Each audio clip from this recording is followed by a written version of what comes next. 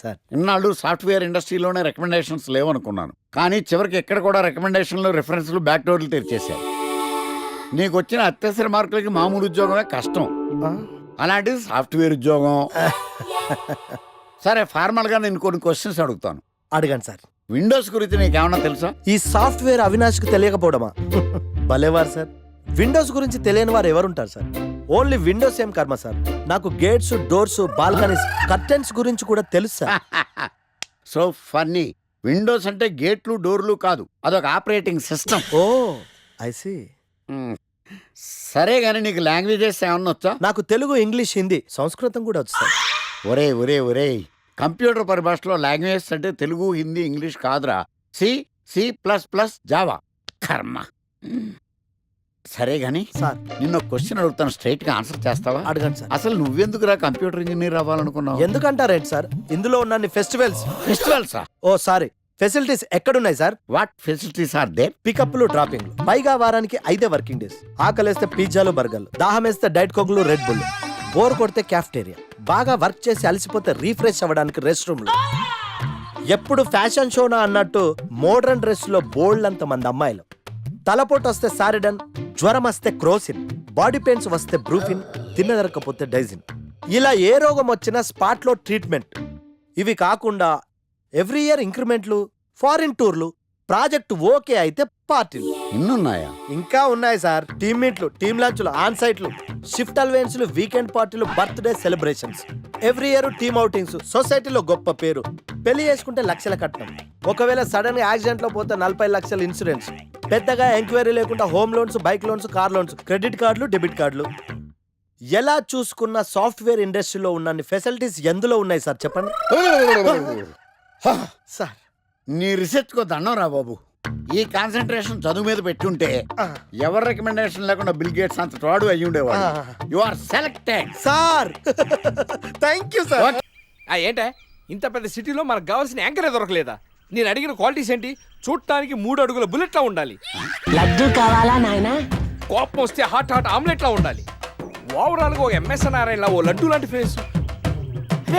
పెట్టే పెట్టే. సార్, మీరు వెతుకుతున్న లడ్డు నేనే sir. Oh nice. I am Akarsh the magnet. మీరు మ్యాగ్నెట్ కాదు సార్, క్యారెట్.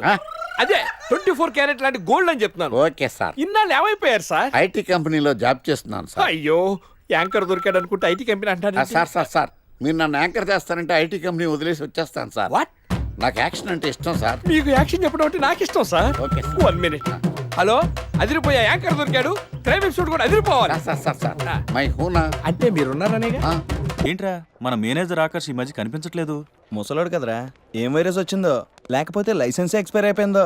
రేయ్ లేదురా, వాడికి ఏదో ఛానల్లో జాబ్ వచ్చిందని విన్నాను. అవునా? అవునురా. పాపం వాడిని తీసుకున్నాడు ఎవడో.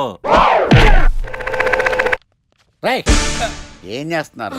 సార్ గెటప్ అదిరిపోయింది సార్.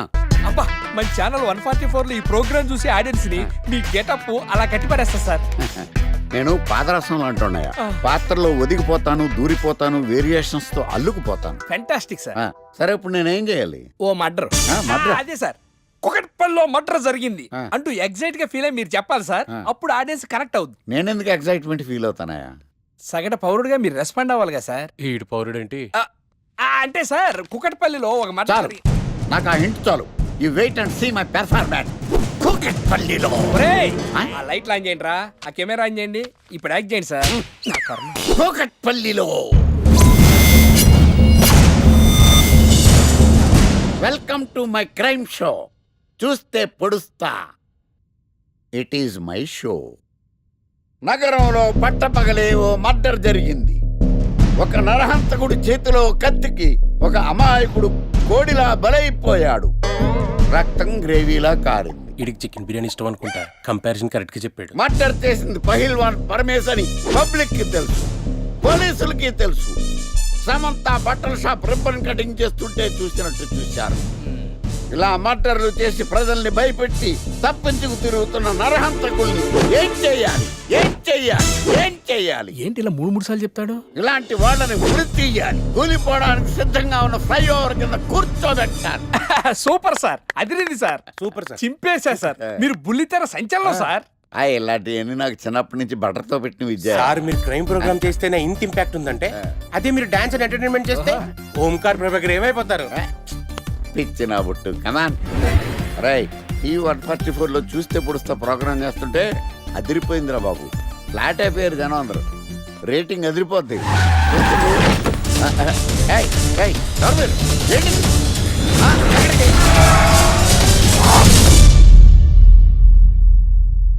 నీ పేరేంద్రా? నా పేరు నీకెందుకు చెప్పాలరా? ఏయ్, చెప్పవే. ఆకర్ష్. ఆకాశ. ఆకాష్ కాదు, ఆకర్ష్ ద మ్యాగ్నెట్. కత్తి, ఐరన్ కోస్తే ముక్కలు ముక్కలేద్దావు. అయినా ఏంద్రా టీవీలో చాలా ఓ రక్షణ చేసినావేంద్రా? అది నా హక్కు. నేనెవరో తెలుసారా నీకు? నీ గురించి నేనెందుకు తెలుసుకోవాలి? ఏంట్రా? ఇప్పుడిప్పుడే మీ గురించి కొంచెం అర్థం అవుతుంది. అరే మేము మర్డర్ చేస్తే కేసు పెట్టడానికి పోలీసులు ఉన్నారు, న్యాయం చెప్పడానికి కోర్టులు ఉన్నాయి, లోపల పెట్టడానికి జైలు ఉన్నాయి, బయటకు రానికి బెయిల్ ఉన్నాయి. మధ్యలో నీకేంద్రా సాదే? నోటి దూల సార్. ఏం చేద్దాంరా? చంపేద్దామన్నా. Sir sir sir sir sir వద్దు సార్, అంత వైలెంట్ డెసిషన్ తీసుకోవద్దు. నా ఫేస్ చూడండి ఎంత ఇన్నోసెంట్గా ఉందో. ప్లీజ్ మళ్ళీ ఇంకోసారి రిపీట్ అయిందనుకో. వద్దొద్దు, ఎప్పుడు చేయను. ఏంటండి ప్రోగ్రెస్ స్టార్ట్ అవ్వక ముందే బ్రేక్ అంటారు? ఆకలేసం తినాలి కదా? ఎప్పుడు తిని గురించి తినకుండా పని చేస్తారేంటి? నమస్కారం సార్. నమస్కారం. Script ready, lighting ready. మీరు రెడీయా sir? No, I am not. అదేంటి sir, why? What happen sir? Crime episode చాలా వైలెంట్గా ఉందా? పబ్లిక్ పర్సనల్గా తీసుకుంటున్నారు. మీకు రేటింగు, నాకు beating. That's why I quit. Sir sir sir అనకండి సార్. ఆర్టిస్ట్ అనేవాడు హార్ట్ లాంటాడు, ఆగిపోతే అంతే.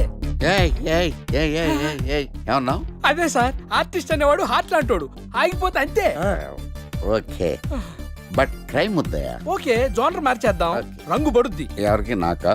చిచి ప్రోగ్రామ్ పేరు సార్ జాతిరత్నాలు రంగురాళ్ళ మీద అడ్వర్టైజ్మెంట్ దానివల్ల ప్రోగ్రామ్. మీకు ఏం ప్రాబ్లం ఉండదు. ఓకే.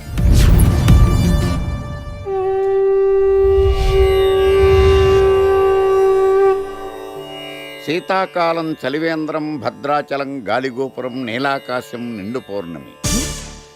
ప్రేక్షక మహాశీలారా, ఒక్క రాయి మీ జీవితాన్నే మార్చేస్తుంది. బికారుడు కూడా BMW కారు కొనే లెవెల్కి ఎదిగిపోతాడు.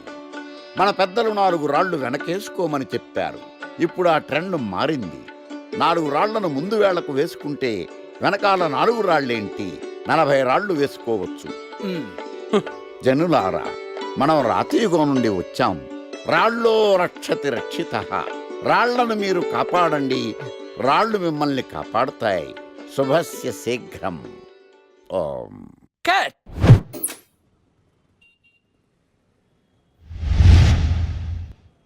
ఎరా, మొన్న ప్రోగ్రామ్ స్టార్టింగ్లో ఏదో అన్నావు, ఏంటది?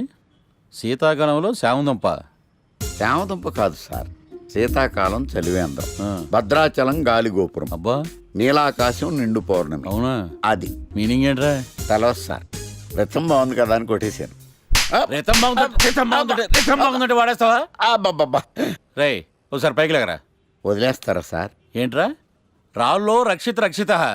ఇప్పుడు నిన్ను ఏ రాయి కాపాడతా చూస్తాను. Sir sir sir sir sir ఒరే, నీకు రంగురాల గురించి, జాతిరత్నాల గురించి తెలుసురా? తెలీదు సార్.